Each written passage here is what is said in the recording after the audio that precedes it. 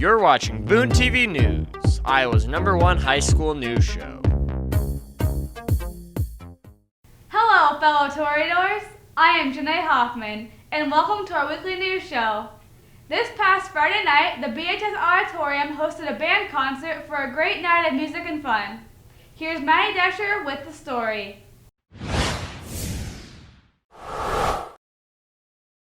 The annual Springtime for Boone band concert was this past Friday. Band director Chris Chuckamiller explains what the concert is all about. I thought we had a very successful performance at our springtime concert. We like to take that concert and focus on more serious aspects of band literature. A couple of the songs that were played are also being performed at contest. In preparation for contest, we performed our pieces at our March concert, and this is a great opportunity for the kids to get performance experience while focusing on the more difficult aspects of the piece. This semester, Kyle has been taking an independent study with me, and we've focused on learning different instruments. Junior Kyle Peter explains how he felt about conducting his first piece. Conducting my first piece was a lot of fun. I got to prepare the band for it. I got to help Truck pick out the piece for me. The band did super well with it. Dynamics were great. The tempo was great. They just did a phenomenal job.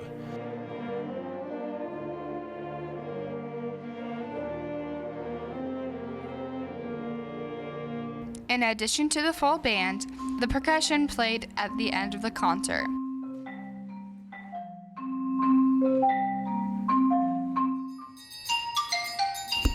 This has been Maddie Desher from Boone TV. Great job, Maddie.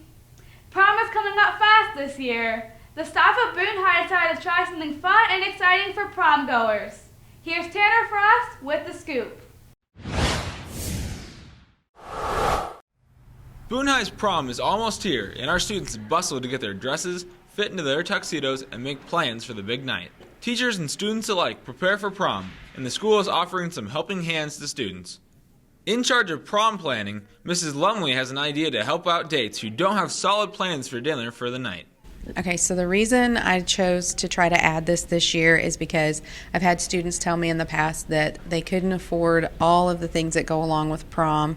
Tux, rental, car, gas, and food. So I thought maybe if we took a little bit of the stress off of them in the food area, it would be helpful and let them be more comfortable with going to prom and paying for some of the other things that they have to pay for. What we're offering is they have a choice at the dinner of 2 kinds of meat. They can either choose roast beef with a demi-glace sauce or chicken cordon bleu. There will also be a drawing for a lucky 12 students to have their dinner all paid by Neeram and Associates. Many students are excited for the opportunity. Well, our group isn't really sure what we're doing yet, but I think that the dinner would be a cool idea because it's going to be really fancy and it's at the school already, so you're all ready for Grand March, and I think it's going to be something new and pretty exciting. See Marge in the office to sign up for dinner, and this has been Tanner Frost from Boone TV. Thank you, Tanner. And now, here's Justin Elsner with a look back on this week's sports. Hello Total Sports fans, thanks for watching this week's sports show. I'm your host Justin Elsner. The girls soccer team competed in their first game this past Thursday night against the Winterset Huskies. Here's Alex Carey with the recap. The Boone girls soccer team opened up their 2016 campaign last Thursday versus the Winterset Huskies. Winterset opened up the game with a 3-goal lead at halftime. The Huskies opened up their lead in the second half, scoring a game total of 7 goals. Boone goalkeeper senior Mallory Erb led the way with 25 saves. However, Winterset was able to punch in 7 out of their 32 shots on goal. Senior Ruby Elliott managed the only shot on goal for Boone. To the Huskies' 32 shots on goal, the Toreadors only managed 1. Winterset took the home opener 7-0. This has been Alex Carey from Boone TV Sports. The girls tennis team took on Ames, Valley, and Ankeny in the Boone Invitational this past Friday. In case you missed it, here's Jason Mui with the recap. Last Friday, the girls' varsity team hosted its first invitational of the year, competing against Ames, Valley, and Ankeny High School. The girls found success in the singles bracket with the Toradors winning Flight 1 and Flight 3, thanks to some strong performances from Davy Patterson and Sarah Stotts. Carly Romag also finished second in Flight 2 singles, which helped strengthen the Torador score. The doubles matches had similar results for the Toradors, with excellent teamwork. Junior Morgan Borsch and senior Brianna Sternberg claimed the top spot in the Flight 1 doubles match, with junior Grace Crafton and senior Joey Cornelis also finishing victorious in the Flight 2 doubles. The Toradors ended the Invitational by coming out on top with a total score of 140, followed by Ames 115, Jolly West 95, and Ankeny 46. Be sure to catch the girls back in action at McCoe's tennis courts on Monday, April 18th, where they will host the Ankeny Centennial Jaguars. This has been Jason Moit from Boone TV. After a blowout win in their first meet of the season, the boys tennis team was back on the courts this past Monday. Corbin Waffle has the recap with this hotly contested meet.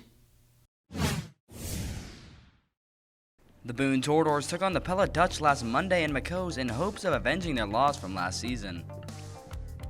Boone took an early lead behind senior Ethan Patterson, only losing one game and winning with ease in both sets 6-0, 6-1.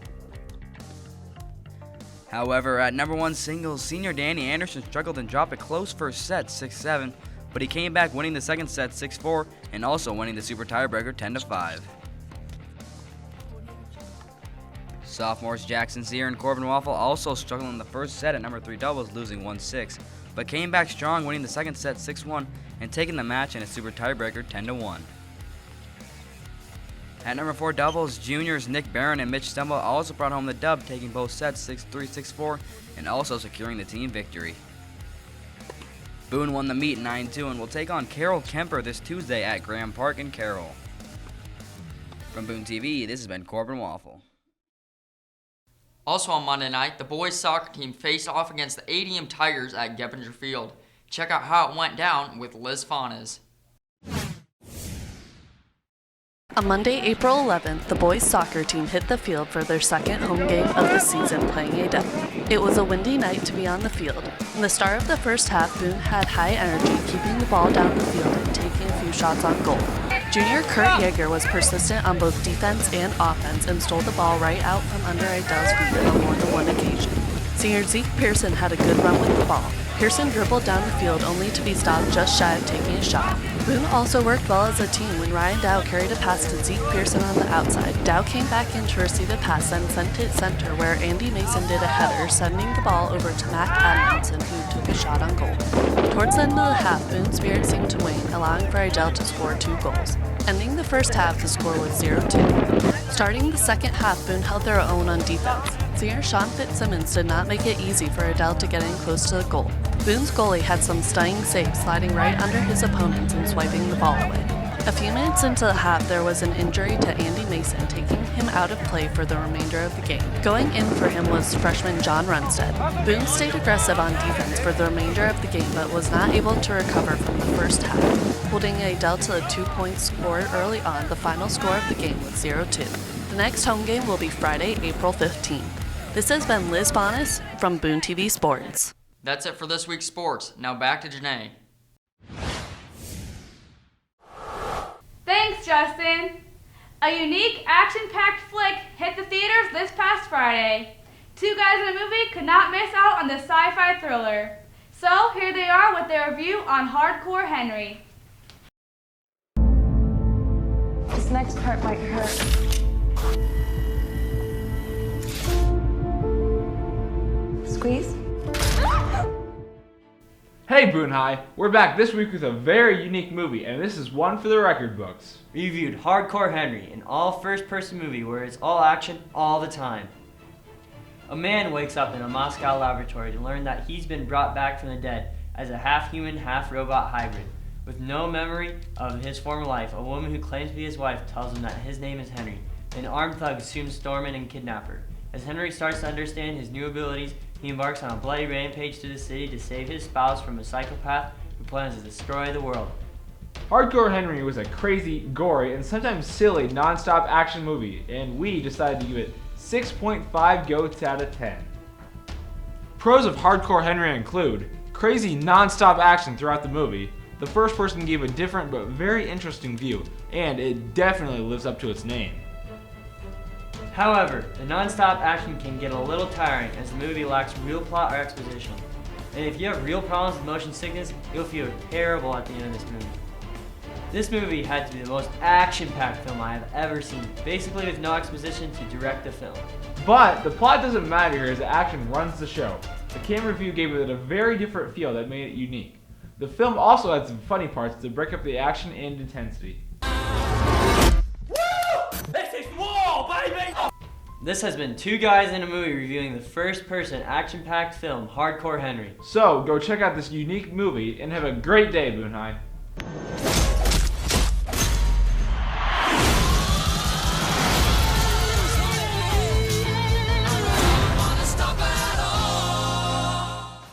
Great job, fellas! Boone TV's Alex Carey has come back again to give us the gift that is What's Trending. Hey, Boone High Squad. I'm Alex Carey here to show you what's trending. On Wednesday, the Golden State Warriors played in a historic game. At 72 wins and 9 losses, only the Memphis Grizzlies stood in the way of the golden number of 73 wins. That number would beat the record of the 1995-96 Chicago Bulls, led by the great Michael Jordan, with 72 wins. The Steph Curry-led Warriors took care of business at home, defeating the Memphis Grizzlies and securing the greatest record in NBA history. Sorry, Michael. And now, here are 5 items trending in 10 seconds. Kobe Bryant played in his last game Wednesday, Benedict Cumberbatch is the new Grinch, Trevor Story can't stop hitting dingers, The Jungle Book premieres this weekend, and there's only 25 days left until graduation. Woo! That's it for this week. Please check back next week for what's trending. I'm out. Thanks, Alex! And thank you for watching this week's news show. Check back next week for all the latest at BHS. In the meantime, you can watch and read all of our stories at BooneTV.com. And now, before we go, here's Question of the Week. Question of the Week! Question of the Week! I should have studied more. Shouldn't adapt so much. I shouldn't have listened to so much loud music, because I can't hear. I shouldn't have agreed to be in this video. If you could give your younger self advice, what would it be? Eat healthier. Quit being so weird. Work harder and try my best. Eat all the pizza. Don't have short hair. I would say don't do the cinnamon challenge. Not do magic. I was bad at that. Don't be such a moron. You are a moron. Nothing. I'm perfect. Question of the Week! Question of the Week!